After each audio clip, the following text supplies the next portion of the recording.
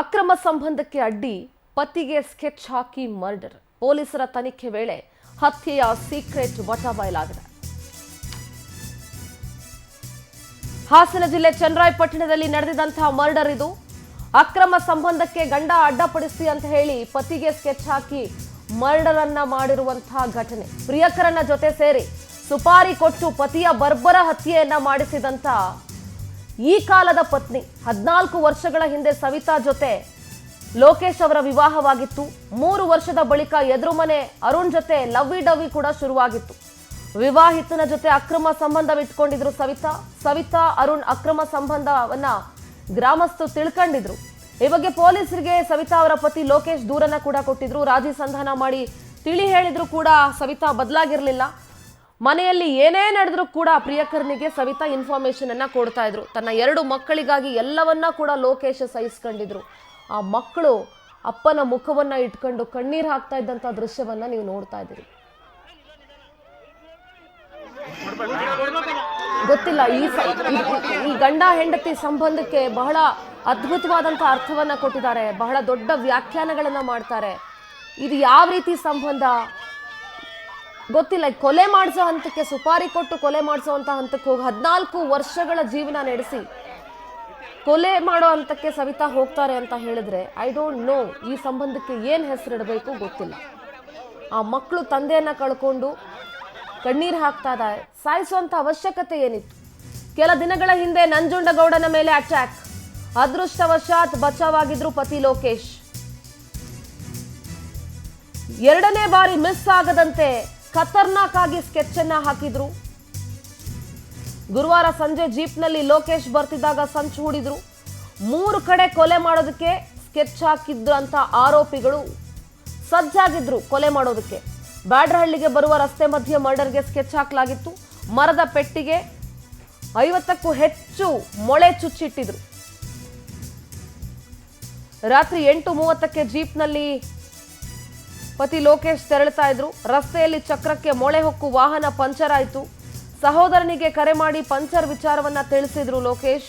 ತಮ್ಮ ಬರುವಷ್ಟರಲ್ಲೇ ಮಾರಕಾಸ್ತ್ರಗಳಿಂದ ಲೋಕೇಶ್ ಅವರನ್ನ ಕೊಚ್ಚಿ ಕಣ್ಣಿಗೆ ಖಾರದ ಪುಡಿ ಎರಚಿ ಲಾಂಗ್ ಬೀಸಿ ಆರೋಪಿಗಳು ಎಸ್ಕೇಪ್ ಆಗಿದ್ರು.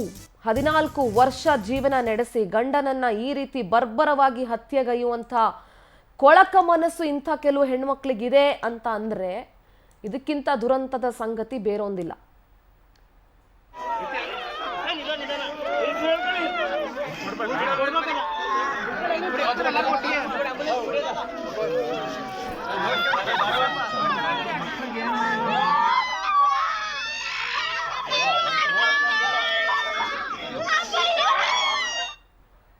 ಮೂರು ಕಡೆ ಸ್ಕೆಚ್ ಹಾಕಿದ್ರು. ಒಂದೇ ಕಡೆ ಲಾಕ್ ಆಗಿದ್ದಂತಹ ಲೋಕೇಶ್ ಇವತ್ತು ಚಟ್ಟ ಏರೋ ಪರಿಸ್ಥಿತಿ ಬಂದ್ಬಿಡ್ತು. ಒಂದ್ ಕಡೆ ಮಿಸ್ ಆದ್ರೆ ಇನ್ನೊಂದ್ ಕಡೆ ಇರ್ಲಿ ಅಂತ 3 ಕಡೆ ಸ್ಕೆಚ್ ಹಾಕಿದ್ರು. ಕಣ್ಣು ಖಾರದ ಪುಡಿ ಎರಚಿ ವಾಹನದಿಂದ ಕೆಳಗಡೆ ಇಳಿದು ಹತ್ಯೆ.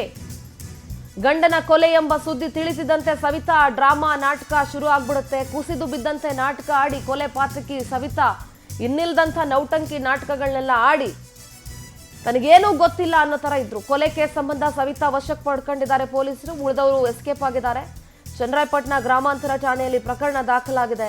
ಕೊಲೆ ಆರೋಪಿಗಳ ಬಂಧನಕ್ಕೆ ಪೊಲೀಸರು ಬಲೆ ಬೀಸಿದ್ದಾರೆ. ಇಷ್ಟೆಲ್ಲ ಪ್ಲಾನ್ ಮಾಡಿ ಗಂಡನನ್ನ ಸಾಯಿಸೋ ಬದಲು ನನಗಿಷ್ಟ ಇಲ್ಲಪ್ಪ ನಿನ್ ಜೊತೆ ಜೀವನ ಮಾಡೋದಕ್ಕೆ, ನಾನು ಹೊಟ್ಟೋಗ್ತೀನಿ ಅಂತ ಹೋಗಿದ್ದಿದ್ರೆ ಅಟ್ಲೀಸ್ಟ್ ಆ 2 ಮಕ್ಕಳಿಗೆ ತಂದೆ ಆದ್ರೂ ಉಳ್ಕೊಳ್ತಾ ಇದ್ರು. ಈಗ ಈಕೆ ಜೈಲ್ ಪಾಲಾಗ್ತಾರೆ, ಸವಿತಾ ಜೈಲ್ ಪಾಲಾಗ್ತಾರೆ. ತಂದೆನ ಕಳ್ಕೊಂಡಿದ್ದಾವೆ ಮಕ್ಕಳು, ಆ ಹೆಣ್ಮಗು ಬೇರೆ ಇದೆ. ಏನ್ ಸಾಧಿಸೋದಕ್ಕೆ ಹೊರಟಿದಾರೋ ಗೊತ್ತಿಲ್ಲ.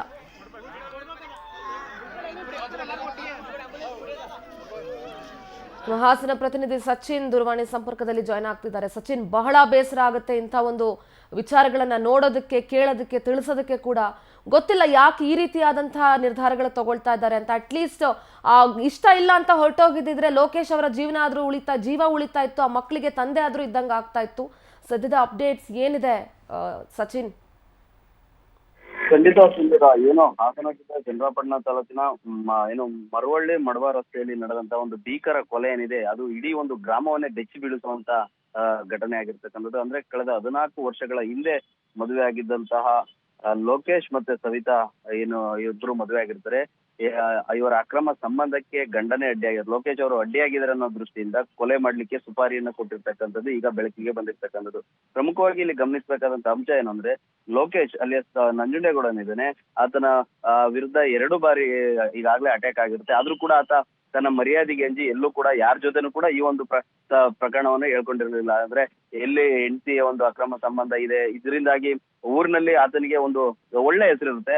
ಆತ ಅಷ್ಟು ಸೌಮ್ಯ ಸ್ವಭಾವದ ವ್ಯಕ್ತಿಯಾಗಿರ್ತಾನೆ. ತಾನಾಯ್ತು ತನ್ನ ಕೆಲಸ ಆಯ್ತು ಅನ್ನೋ ಒಂದು ಕೆಲಸನ ಮಾಡ್ಕೊಂಡಿರ್ತಾನೆ. ಆದ್ರೆ ಈ ರೀತಿಯ ಒಂದು ಘಟನೆ ನಡೆದಿರೋದ್ರಿಂದ ಇಡೀ ಗ್ರಾಮಸ್ಥರೇ ಒಂದ್ ರೀತಿ ಮರುಕುವಂತ ಪರಿಸ್ಥಿತಿ ಉಂಟಾಗಿರ್ತಕ್ಕಂಥದ್ದು. ಅಷ್ಟೇ ಅಲ್ಲದೆ ಹೇಗಾದ್ರೂ ಮಾಡಿ ಈತನನ್ನ ಮುಗಿಸ್ಲೇಬೇಕು, ಅಂದ್ರೆ ನಮ್ಮ ನಡುವಿನ ಸಂಬಂಧಕ್ಕೆ ಈತ ಅಡ್ಡಿ ಆಗ್ತಾನೆ ಅಂತ ಹೇಳ್ಬಿಟ್ಟು ಪ್ರಿಯಕರ ಅರುಣ್ ಏನಿದ್ದಾನೆ ಆತನಿಗೆ ವಿಚಾರನ ಮುಟ್ಟಿಸ್ತಾರೆ. ಮನೆಯಲ್ಲಿ ಸಣ್ಣ ಪುಟ್ಟ ವಿಚಾರನೂ ಕೂಡ ಆತನಿಗೆ ತಿಳಿಸ್ತಾ ಇರ್ತಾರೆ. ಇದರಿಂದನೂ ಕೂಡ ಅರುಣ್ ಒಂದ್ ರೀತಿ ಕೋಪಗೊಂಡು ಅರುಣ್ ಕೂಡ ವಿವಾಹ ಆಗಿ ಮದುವೆ ಆಗಿ ಹೆಂಡತಿಯನ್ನ ಬಿಟ್ಟಿರ್ತಾನೆ. ಹೀಗಾಗಿ ಇವಳ ಜೊತೆ ಸವಿತಾ ಜೊತೆ ಸಂಬಂಧ ಇಟ್ಕೊಂಡಿರ್ತಾನೆ. ಸಂಬಂಧ ಮುಂದುವರಿಬೇಕು ಅಂತ ಹೇಳ್ಬಿಟ್ಟು ಲೋಕೇಶ್ ನನ್ನ ಸಾಯಿಸ್ಬೇಕು ಅಂತ ತೀರ್ಮಾನ ಮಾಡಿ ಅಂದ್ರೆ ಸಿನಿಮೀಯ ರೀತಿಯಲ್ಲಿ ಏನು ರೋಡಿಗೆ ಮರದ ಪೀಸ್ಗೆ ಮಳೆಯನ್ನ ಹೊಡೆದು ಗಾಡಿನ ಪಂಚರ್ ಮಾಡಿ ಇಳಿದ ತಕ್ಷಣ ಖಾರ ಪುಡಿ ಏರಿಸಿ ಮಾರಕಾಸ್ತ್ರಗಳಿಂದ ಕೊಚ್ಚಿ ಕೊಲೆ ಮಾಡಿರ್ತಕ್ಕಂಥದ್ದು. ಪ್ರಕರಣ ಸಂಬಂಧ ಚಂದ್ರಪಟ್ಟಣ ಗ್ರಾಮಾಂತರ ಪೊಲೀಸರು ಈಗಾಗಲೇ ಸವಿತನನ್ನು ವಶಪಡಿಸಿಕೊಂಡು ವಿಚಾರಣೆ ನಡೆಸಿದ್ರೆ, ಆರೋಪಿಯಾಗಿರ್ತಕ್ಕಂಥ ಅರುಣ್ ಗಾಗಿ ಬಲೆ ಬೀಸಿರ್ತಕ್ಕಂಥದ್ದು. ಇಷ್ಟೆಲ್ಲಾ ನಡೆದ್ರು ಕೂಡ ಏನು ಸವಿತಾ ಏನಿದ್ದಾಳೆ ಆತ ಗಂಡ ಸತ್ತೋದ ಅಂತ ತಿಳಿದ ತಕ್ಷಣ ಒಂದ್ ರೀತಿ ನಾಟಕನ ದೊಡ್ಡ ಡ್ರಾಮಾನ ಶುರು ಮಾಡಿರ್ತಕ್ಕಂಥ, ಅಂದ್ರೆ ತಲೆ ಸುತ್ತಿ ಬಿದ್ದು ಸುಮಾರು 1 ಗಂಟೆ ಕಾಲ ಪ್ರಜ್ಞಾಹೀನ ಸ್ಥಿತಿಯಲ್ಲಿ ಬಿದ್ದಿರ್ತಾರೆ.